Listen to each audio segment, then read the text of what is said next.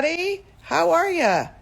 People are going to pop on. I'm kind of excited that on this Veterans Day, we're going to talk about the intersections of abortion access and what it means to be serving in our military. And I am very excited to be bringing on in a hot second Allison Jaslow. Because when we talk about intersectionality, it's so often that we don't include what military readiness means, how all that means. Hey, Allison. Hey Liz, how are you? I'm good. I'm super stoked to be talking to you today because, as you can imagine, just with the Tuberville garbage and just the way that we talk about abortion access and intersectionality, it's just vitally important for people to understand the connections of abortion access and how to have a strong military, a ready military, and also to honor women and non-binary people in their service so they can be leaders. So I'm so thrilled that you're here to talk about it today. Well, I'm thrilled that you're having me. Thank you. Yeah, so let's talk a little bit about just your history before we get into everything you're doing with Operation Liberty. And then, of course, we're going to drag Tommy Tuberville for filth. I'm not going to lie. Sure thing. What can I tell you? So tell me a little bit about just like your history in service and then your work at IAVA and all that kind of stuff. Well, I commonly say that I'm the only success story of Career Day that I've ever known. In eighth grade, we got to go on Career Day field trips. I wanted to go to a lot of places where I could either get free stuff or food based on my research. Didn't go to either of those places. Found myself on a bus to Fort Myer, which is the military installation next to Arlington National Cemetery. Now, where were you at this point growing up? North Carolina? No, I was in Virginia. Okay. Yeah, I was 13. And, something about being on the, ceremonial base just sort of swept me off my feet and helped me hear my love for country at a very young age. And, I think because I was on a military installation, what felt right to do at that point forward was to serve my country in uniform. And so the dream from when I was 13 on was to be not just a military officer, but there was not a woman 4-star general then. So of course that was the dream, because if you're going to aim high. I was, I graduated high school in 2000. So when I was an ROTC cadet, I went from a peacetime, situation to my sophomore year of college, of course, becoming a wartime Army, and knew eventually that I would find myself either in Afghanistan or, Iraq, because we went to war in Iraq when I was a junior in college. So I was sworn in 2004. I served 2 combat tours in Iraq, a total of about 27 months between 2004 and 2008. Realized that the dream I first had for myself in terms of service to country wasn't supposed to be, I think, in uniform long term. And so I got out, and between, my service in the military and my service to our community as a veterans advocate at Iraq and Afghanistan Veterans of America, I got into political campaigns, worked on Capitol Hill, worked in the White House, was a chief of staff for a member of Congress. And it's a great privilege, honestly, at this point in my career to take that experience, that skill set that I developed, and be able to use that and leverage it on behalf of a community that I belong to. Well, and I think for a lot of folks, and especially people who are marginalized and who have been marginalized by our government policies and things like that, I think people always want to know, from whether it's women, people of color, trans folks, like, to serve your country that sometimes hasn't served you. Where do you find that? And I think that, like, for so many people, that question kind of goes asked within circles and not to the folks who are actually serving. So I'd love to know, like, what it was, knowing that, women get paid, 78 cents on the dollar, and like just how hard the struggles have been, where you were like, I'm defending this country. Why did you want to place yourself in that role? Well, I believe in the aspiration of our country, and I want to be, it is just in my nature to be also a part of the solution, somebody who's trying to make us better and push us towards the best version of ourselves, and so I'm just an active problem solver by nature in that sense. And so I'd rather be in the arena doing my part than standing on the sidelines candidly bitching about it all. Well, and I think that that's the answer for so much of it, whether people are trying to reform within the church, when people are trying to reform within institutions that foundationally can be great, but also I think people forget that without voices like yours within those institutions, you can't fundamentally explain to folks like what the needs are for a woman who is fighting for their country and subsequently. So let's talk about this latest thing that has been happening with Tommy Tuberville since the summer. For folks who have been living under a rock, Tommy Tuberville has been holding up massively important appointments because abortion. That is the short stick of it. Talk about what he is doing and how this is profoundly harming military, not only harming military readiness, but why abortion access or what the DOD has said was, we want to be able to provide people to travel to get access to care, not pay for people's abortions, but simply be able to help them travel if they need that kind of care. So let's talk about why Tuberville is doing this, and then why abortion access is so important for folks on bases especially in banned states. Well, first, there's two pieces here. I commend the administration for taking bold action post the Dobbs decision. When it comes to the VA, most people didn't know that there was a complete and total ban on abortion and abortion counseling at the VA. So everybody's operating in a world where they think that there's a Hyde Amendment carve-out. It did not exist for women veterans. They not only boldly took action to change the policy at the VA, they also said, the VA runs the largest healthcare system in the country.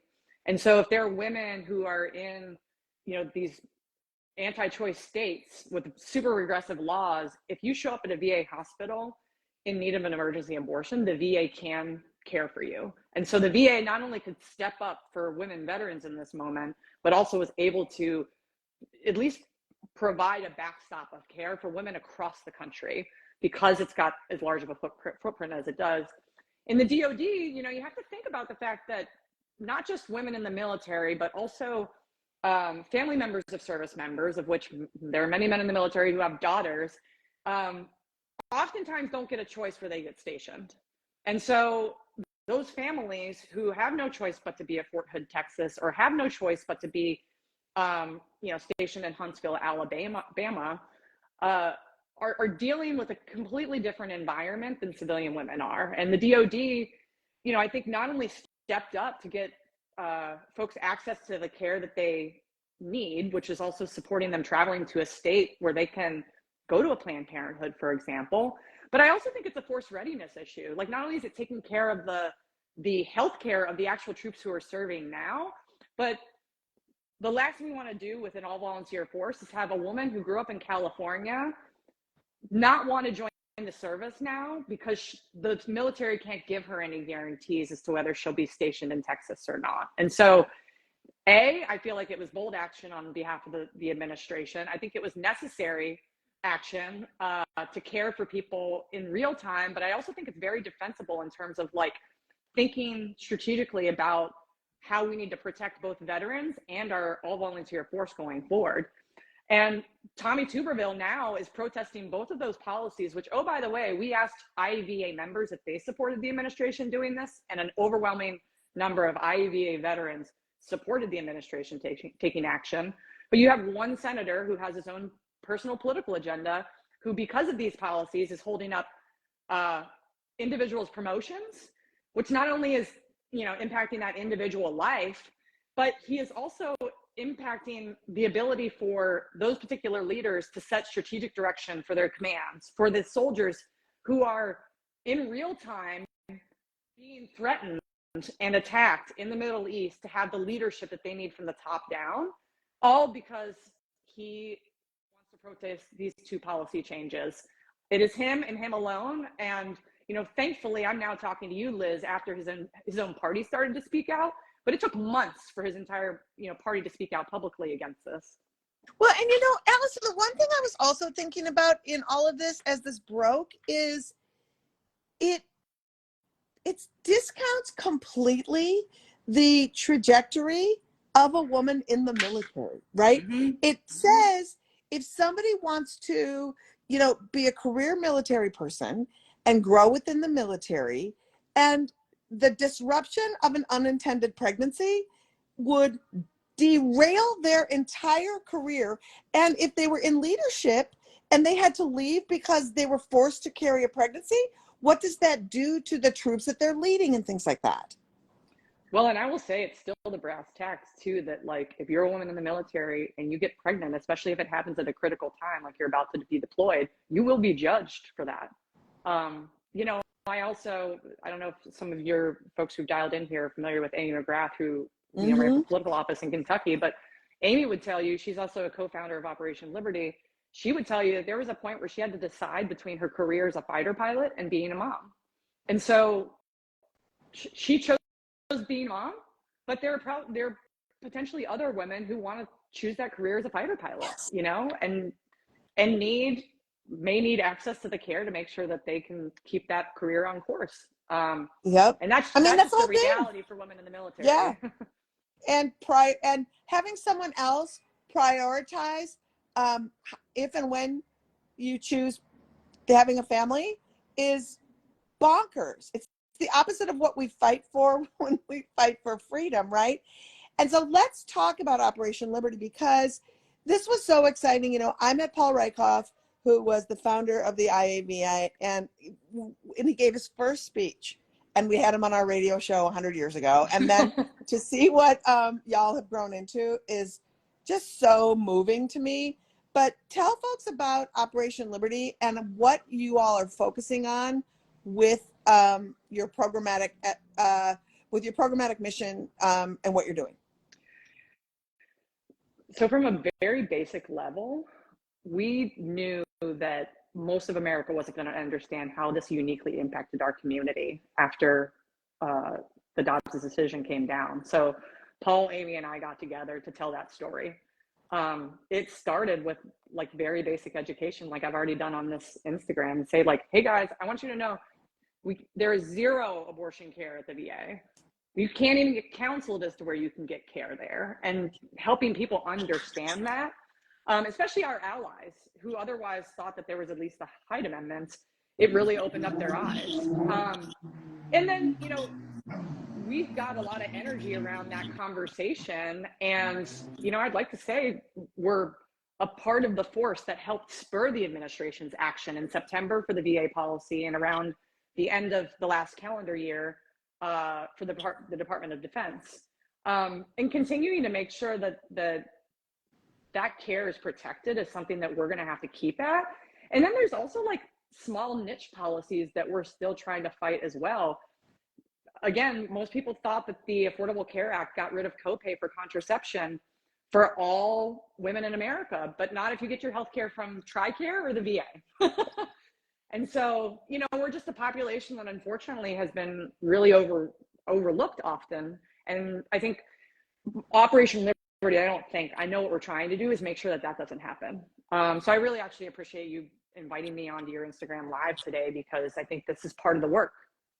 It absolutely is. And I was like, and as we were looking at Veterans Day and how we wanted to talk about it, I was like, just had reconnected with Paul, have seen all three of you in various ways being so dope. And I was like, give me who's ever available, because I really want to elevate what's happening. I really want to be working with y'all more in any way that we can, because I just feel so strongly when people like you are working on many levels, right? Mm-hmm. It's working for the rights of veterans, working for the rights of active duty folks, working for the rights of, this affects us all.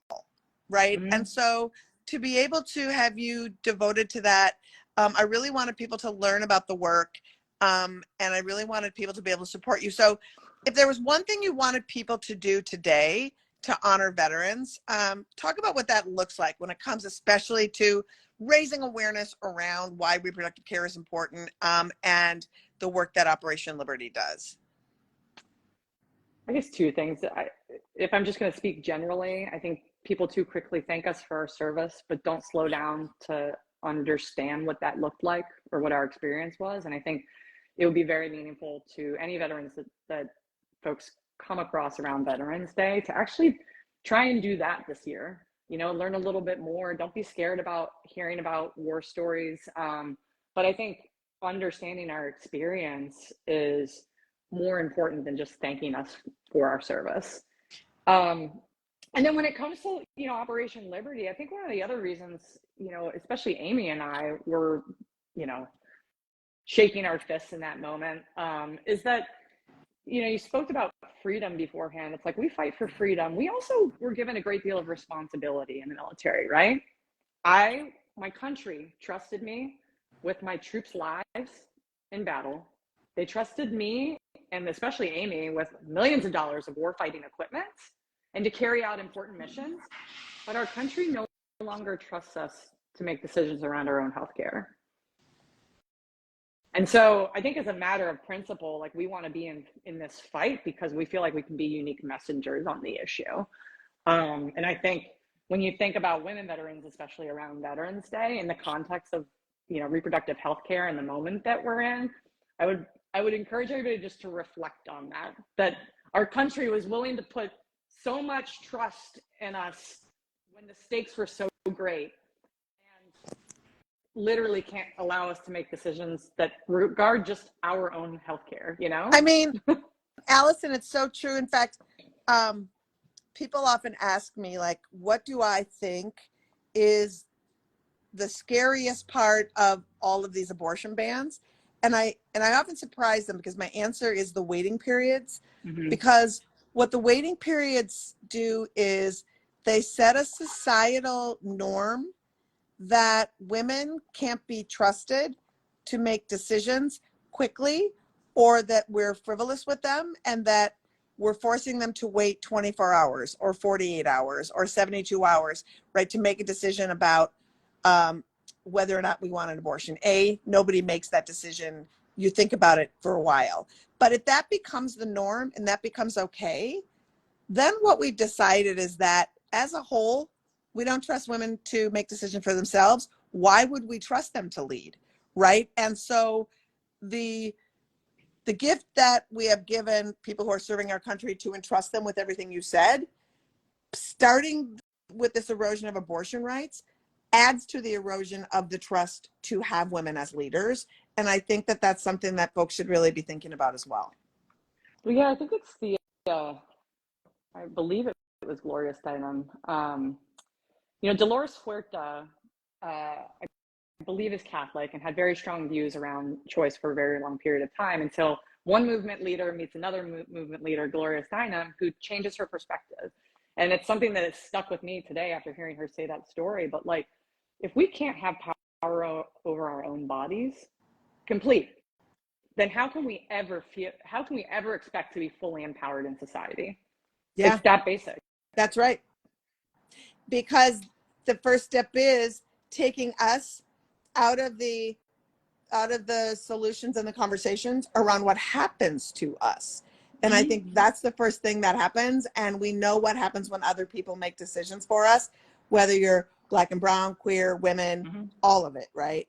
So I'm so excited to be able to talk to you today. If you are looking to support, and please do support Operation Liberty, you go to operationliberty.us. Yep. Donate. They're a nonprofit. Please donate. Yes, please. Please hit that donate button on Veterans Day. Hit it up every day, because I'm so appreciative of the work you're doing. And tell folks where they can find you and any other resources you want to give. Yes, so I am also the CEO of Iraq and Afghanistan Veterans of America, which, as you mentioned, Paul Rieckhoff founded. I don't think that it would be the mighty force it is today without the mighty force that is Paul Rykoff, who's a good friend and a co-founder of Operation Liberty as well. So you can find me over at iava.org as well. On what used to be known as Twitter, I'm at Jazzlo, in addition to being at a Jazzlo on Instagram.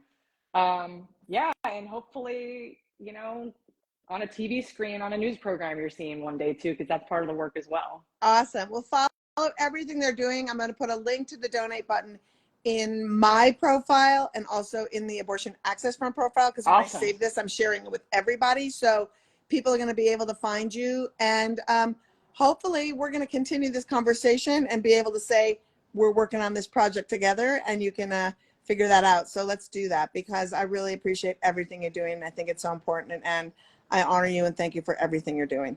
Likewise, it's good to be in the fight with you, Liz. Hey, you too. Take care and have a great day. Take care. Thanks so much. Bye-bye.